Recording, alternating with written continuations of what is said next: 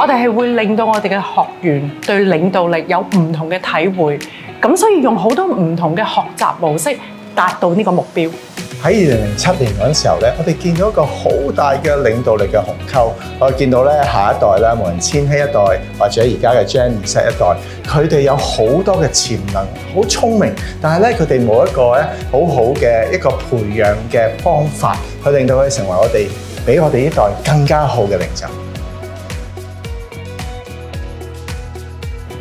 喺我咁多年嘅職業生涯裏邊咧，我從來未見過咧世界而家變得咁快。無論喺經濟上面啦，喺 technology 上面啦，我哋好需要咧下一代嘅領袖咧，能夠有一個更新而變化嘅心態，常常學習，同一時間又能夠善用唔同嘅科技，去令到咧佢有新嘅創新出到嚟。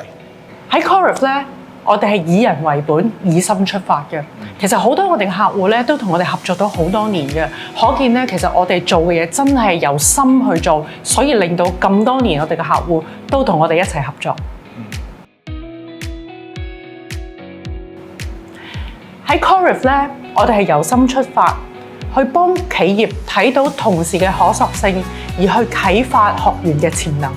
喺我嘅博士論文去研究領導力嘅時候咧，發現有一個好簡單嘅真理。領導力咧，永遠唔係一朝就搞掂，需要咧係看唔同嘅情況啦，唔同嘅團隊嘅情況啦，唔同嘅文化咧，去更新而變化，用到最適合嘅方法去領導佢哋嘅。我哋好想幫機構去明白咗佢哋唔同嘅情況底下，用最適當嘅領導力去帶領成個團隊。我哋嘅特點係將中西文化領導力嘅一啲智慧啦，加埋一啲最新嘅科學嘅研究，好似腦神經科學啦，同埋最新嘅科技，好似 AI 咧，一個融會貫通嘅領導力培訓嘅經驗。領導力係一生嘅學習，我哋好希望咧 Corif 成為你其中一部分。喺 Corif 咧，我哋係希望幫你燃點你嘅前程，令到你對未來嘅目標更加清晰。